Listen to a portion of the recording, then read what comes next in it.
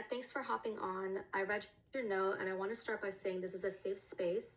We're just trying to understand everyone's perspective. So, can you walk me through what happened? Yeah, sure. So, after work one evening, Hannah and I walked home together because, we live in the same direction. During that walk, she asked if she could check out my new apartment. I said no, and that was the end of the interaction. Okay, did anything happen after that?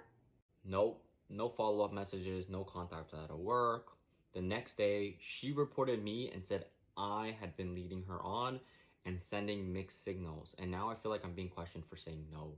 All right, so from an HR perspective, this appears to be a misunderstanding. Since there's no pattern or continued behavior, there isn't much we can formally act on. So, just to be clear, someone makes me uncomfortable, reports me, and then the outcome's nothing? I wouldn't say nothing. Look, we'll document it, but without a broader pattern, our recommendation is to keep interactions strictly professional and avoid one-on-one situations moving forward. We're not saying you did anything wrong. These situations can just sometimes come down to perception. Okay, so someone asked to enter my home.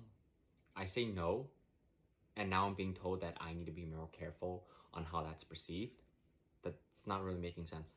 We just encourage employees to be mindful of boundaries on both sides and to minimize risk whenever possible.